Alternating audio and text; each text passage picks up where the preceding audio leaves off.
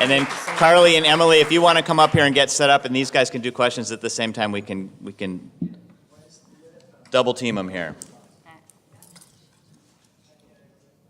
Oh, you guys must have some questions. Okay.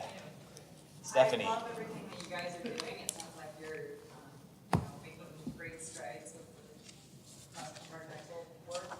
I'm wondering, in terms of the empathy building exercises and doing interviews with visitors, is that also a cross-departmental effort? I mean, is it you, Michelle, basically on the floor, or Christina, are you also taking part in observations and asking questions? It's a great question. So it was myself, there were 2 of us from education and 1 person from visitor studies that conducted 30 interviews in the summer.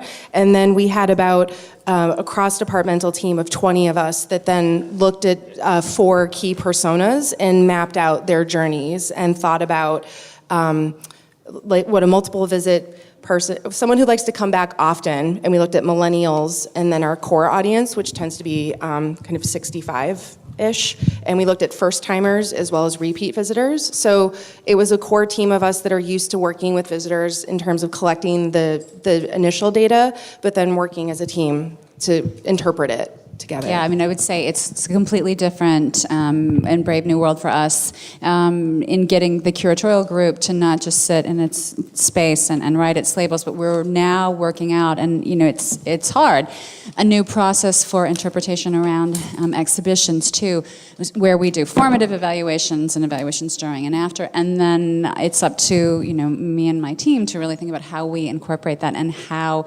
we interpret things differently for audiences in exhibitions going forward. So it's actually really cross-functional, cross-departmental, and very, very different from what we were doing even a year ago. Question in the back.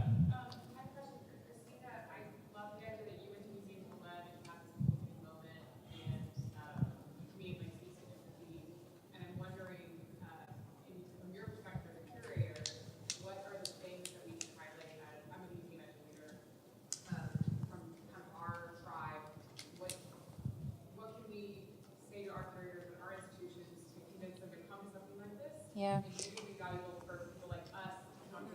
No, absolutely. So I think actually this sort of cross-pollination or cross-fertilization and really breaking down silos between professional conferences is hugely important. And so Carolyn and I, for example, have been talking about, and she's been speaking to the executive director of AAMC, so that at AAMC we have some MCN-sponsored sessions and vice versa. Like I hope to be in Pittsburgh next year with some, curatorial cohorts to really get these conversations going among a much broader audience. And Joellen Parker from Carnegie Museums mentioned in the session just before this, she is encouraging the MCN board to think about allowing for bring a friend. So there's a reduced price if you come with someone not in the museum technology field to MCN next year, and so on and so forth. And I think, for older curators, it might be a harder sell. For younger, they're sort of already there.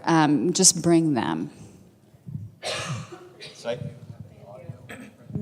Thanks for your questions. I'm sure you guys have more, and these 2 ladies will be available, I'm sure, to answer your questions. And again, give them one more hand. Okay, we're in rapid succession here. Our next 2 presenters are here. They're both from the North Carolina Museum of Art and have another interesting discussion very similar to the last, but this time talking about marketing and education and curatorial working together.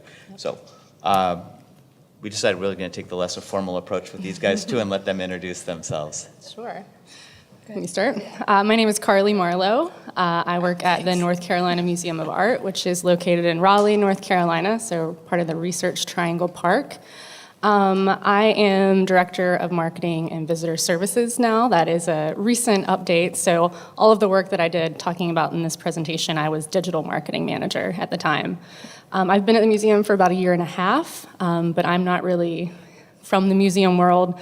My previous 5 years before starting here was in the music business, so a similar sort of industry where totally rethinking end consumer and what we provide for them in terms of content and experience. And my name's Emily Kotecki. I'm the distance learning educator at the North Carolina Museum of Art. I've been there for about 5 years, and prior to museums, I was actually in political journalism at the Washington Post and made a career switch into museums.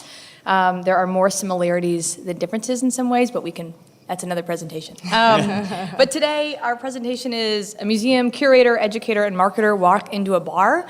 And actually, it's more appropriate to say that we walked onto a boat because we went out to some islands in Maine that we'll talk about in a minute, and how breaking down departmental silos for content-rich exhibition experience. Before we begin, how many of you have been to the North Carolina Museum of Art? Yay. It's in Raleigh, which is in the middle of the state. It has an encyclopedic collection from ancient Egyptian art to contemporary works. We sit on a 164-acre sculpture park with trails and that connects to the Triangle Greenway. And we have about, I want to say, 200,000 visitors a year or so, and with special exhibitions and so forth. So that just gives you a little background of not only who we are, but what museum we're coming from. And a note about what we'll be talking about today. This particular project was pretty groundbreaking for us at the NCMA. Normally, a curator plans an exhibition, really does most of the design work with our exhibition design team, and then really hands that sort of idea and info off to the other departments. So at that point, we sort of take that cue and start working on our respective departments. So we really wanted to share about how this exhibition totally sort of shook up that process and kind of broke the notion of, well, this is how we always do it, and really set a precedent for a new collaborative model that we want to talk about how outside of this exhibition in particular, we've applied it in other ways.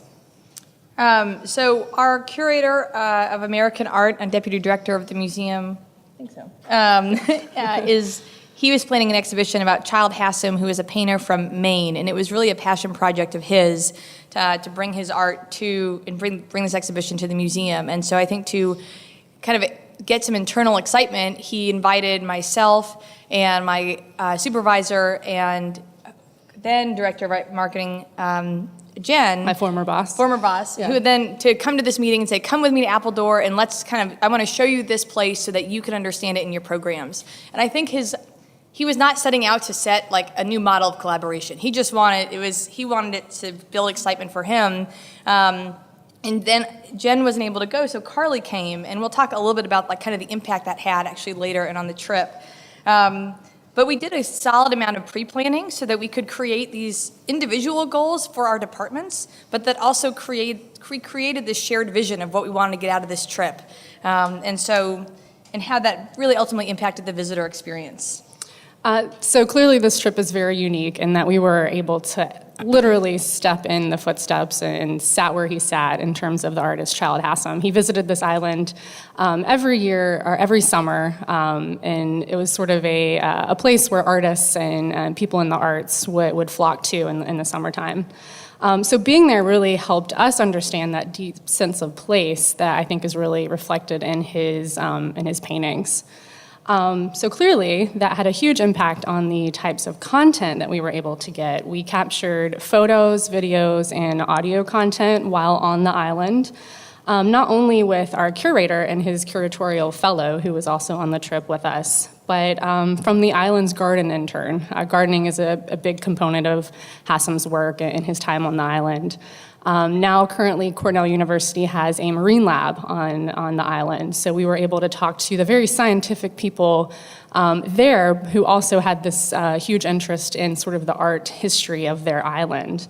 And even our counterparts from the Peabody Essex. So we co-created this exhibition that started with us and then traveled to their museum. We were able to see what content they were there to capture, and they saw what we were capturing. We made plans to share that content and sort of exchange ideas.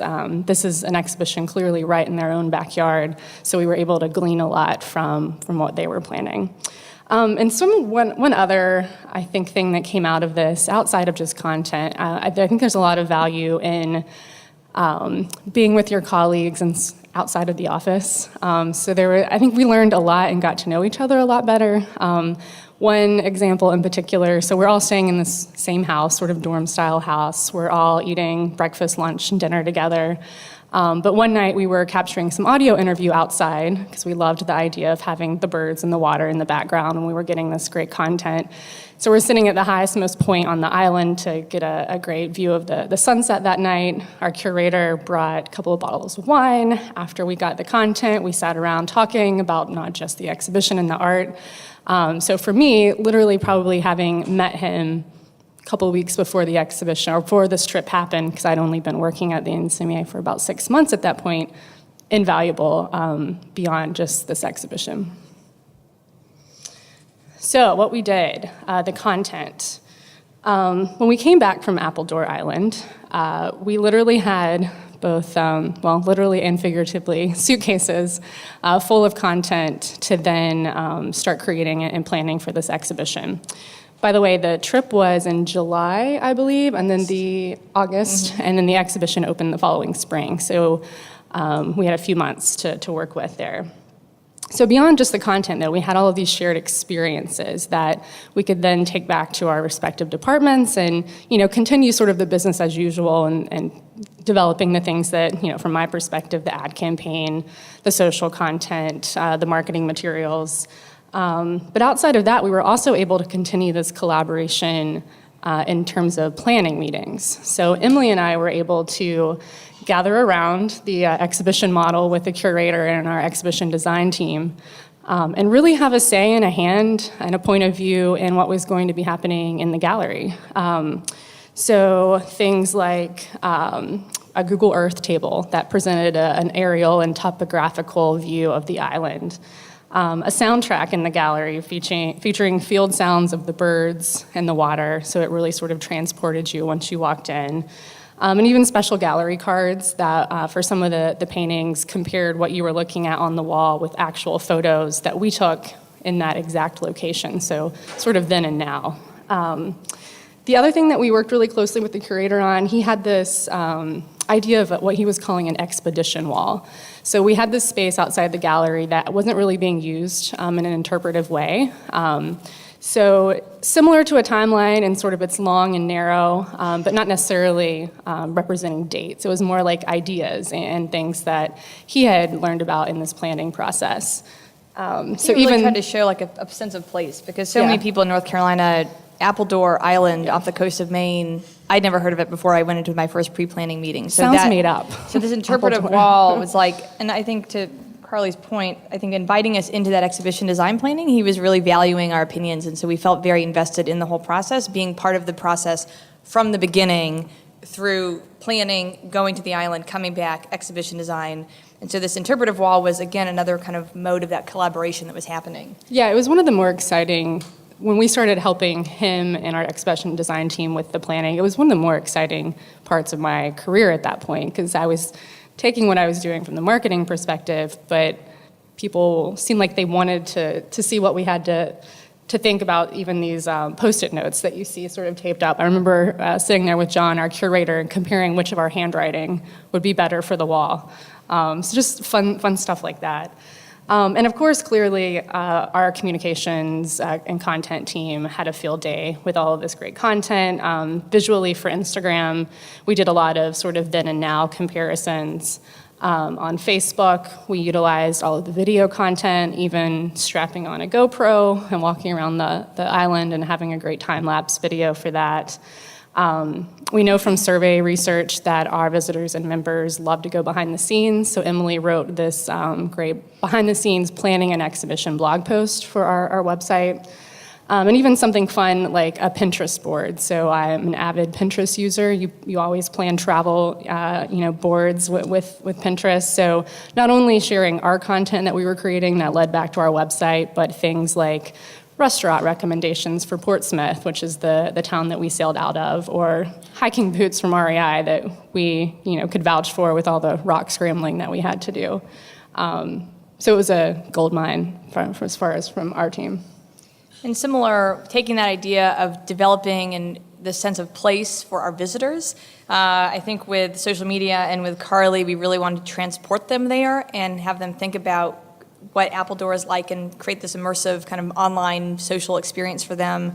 And for education, we brought that idea of place across our programming. So we have we were playing with different learning spaces in our museum, and we took one, which is called Studio 3, and tied it back to North Carolina. So this is called Finding My Place, and you can kind of see some of it's basically this long wall that, again, we had these big empty spaces that we're trying to activate.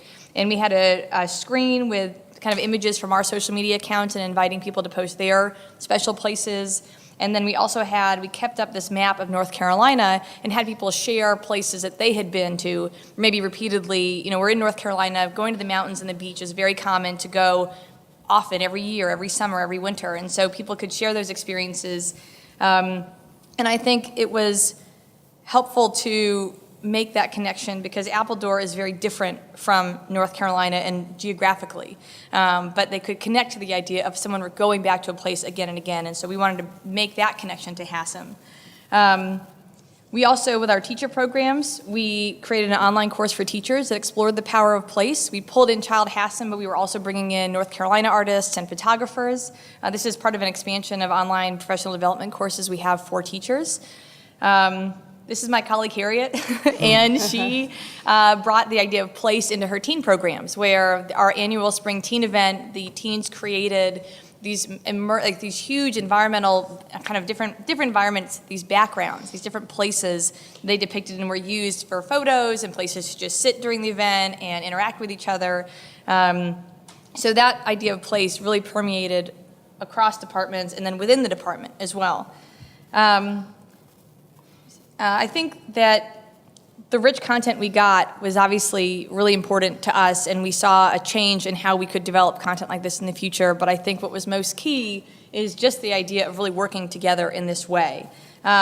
This particular trip isn't going to happen every time. There's not always a budget for that. There's not always even maybe possibility of going, but the idea of how to work across departments can happen every time. And we are seeing that not only within exhibitions, but now it's moving into a model of collaboration within other projects.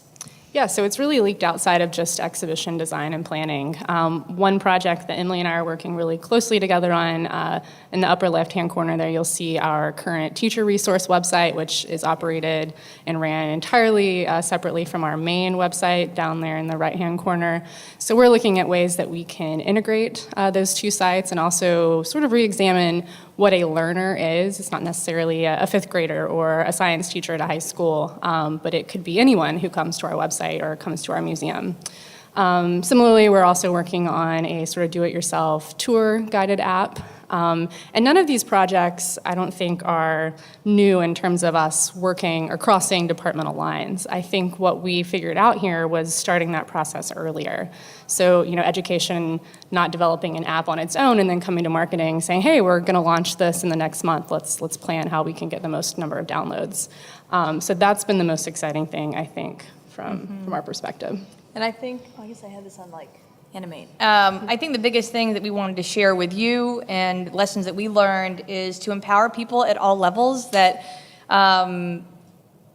Carly's now a director, but I think at that point we were at more of a manager level and working kind of from the ground up and having kind of buy-in from both places that sometimes you can feel, and I know there's been a lot of conversations here about how do you kind of manage up, and I think we were empowered to manage up and to make change in that way. Bringing in multiple departments to bring in those multiple perspectives, because you can see how many things you have in common and what your goals are. I think that was really key to bring in exhibition design at the right time and to bring us all together. To trust each other. I think the biggest trust probably came, our curator is a great guy, but I think he sometimes takes a little longer to maybe trust someone on the onset. And so I think meeting Carly for the first time, he wanted to bring in our director, and then Carly was coming, and he was kind of like, I'm sorry, who are you, and why are you here? But I think by the first couple of days of the trip, it was clear. So I think we trusted him, but we could also feel that trust being reciprocated. And then to network internally. Yeah, and I'll add one other thing. Like I mentioned, I don't live in the museum world. It hasn't been, my entire career. So I think that's another component of that empower people at all levels and from different perspectives. So bringing in even different departments within the museum, like your security team or the restaurant. So different perspectives, I think, could be really valuable in that regard too. But that network internally bullet, it's something I've started thinking a lot about in the last month. In my new position, we looped in visitor services to the marketing team, so really creating a new idea of what that means. But I think there's a lot of value, like I mentioned, in those sort of informal social interactions. One thing that specifically happened with the Hassam exhibition is the curator, once the show opened, to kind of celebrate all of the hard work, he set up this sort of after-work hangout at a local brewery, which I think I had been working there for about a year at the time. That hadn't happened outside of sort of the annual holiday party.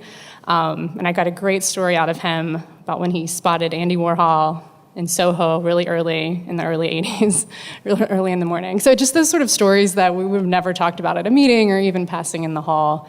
I think there's a lot of value in that. There's also a company out of Canada, I think it's an accounting firm called FreshBooks. They have gotten some press coverage recently setting up blind dates inside the company. So nothing romantic, but just connecting people who probably wouldn't work together for 15 minutes over coffee in a random Tuesday morning. So those are some of the ideas we're thinking that could come out of this as well that we could start. Yeah, and I think the biggest lesson learned is that just that relationship building makes stronger, deeper experiences both for visitors and also for staff. So it's mutually beneficial when those relationships are built. And that's it. Great. Questions? Questions for Emily and Carl? Why isn't your curator here? It's a great question. I don't really have an answer. I don't know. I think we had we started thinking about MCN and didn't think to invite him. Well, that was part of your presentation, right? We came in at the end and people were asking questions about like, oh, it's so interesting that you're here, and was somebody asking, should I attend sort of a more curator-focused event? I think that's one of the benefits of starting to blur the lines internally, so we can sort of broach those topics a little easier. Like, I'm sure John, the curator, he would have never in a million years thought to come to a digital conference. He was like, well, I hate digital, why would I go to a digital conference? But he had such a hand in helping us create all of the digital content by planning this. And I think it just speaks to how the collaborations can just keep continuing. Yeah. And it just almost a reminder like, oh, yeah, we could have invited. Oh, yeah, of course. You almost like you get in the exhibition planning and other projects, but to pull that thread all the way through. Yeah. Other questions? I have one. Who else? So you've got marketing, curatorial, and education. Who else should be around the table? Is there anybody missing? Exhibition design was a huge one. It was also the first time I really worked closely with their team. I think they're pretty far removed from marketing normally. So that was a huge learning. And now planning for the exhibition that we just opened in the fall on October 1, and even for the spring right now, I'm invited to the sort of bi-weekly exhibition design planning meetings, which I don't think my predecessor had ever done. And I found such value in that because I can take what I'm learning from those meetings back to my team to help us plan, but then also insert some ideas or perspectives that they weren't thinking about. Yeah. Who else? Other questions? I have one more. Yes. So that's one curator. I'm sure you have a number of other ones. Do you feel like you have the same opportunities with those people, or are they aware and excited about what you did here? And I mean, do you feel like everybody has drank the Kool-Aid, or are you just starting? I know that there's two exhibitions. The one that Carly mentioned that opened October 1st, it was an Art Deco cars show that was actually co-curated by an outside curator and our Egyptologist, of all things. And so, but she curated it in a similar way. We now have an educator on each exhibition team. So my colleague Harriet with the blue hair, she is on that, Jill, another colleague of ours, Jill is on that team. And so she was working very closely with Caroline they kind of created a similar timeline for Art Deco cars. So that idea of activating that space has now kind of jump to the next exhibition, and they want to activate that space. And now they have a soundtrack from the 1930s playing while you're reading the timeline. And for the spring, we have the Glories of Venice, or Splendors of Venice, and Harriet is the one on that team working with our other curators. So we do have this movement among curators to bring educators, and they seem very willing. It's almost like it was a question that just hadn't been thought of before, or that if it was like that before, there had been leadership changes in the last couple of years or the last 10 years that have said, no, we don't want to do that anymore. And now there's a movement to kind of go back to that model. And so I think curators have been, at least those two, I think about the other ones we have on our staff that would be, happy to work with us in that way. And also, content ideas are coming from other departments too. Emily mentioned a Spotify playlist that sort of reflected the French jazz sounds of the 30s and 40s featured in this exhibition. So I love having other departments come to us with ideas too. It's not just all us, pushing our way, elbowing our way into the other departments. So I think that's super value from a marketing perspective too, because the more people on staff we have understanding what we do and how we want to help them and vice versa, really valuable for us too. That's great. Anything else? Well, let's give these ladies a hand. Great. Thank you very much for coming, and thank you guys.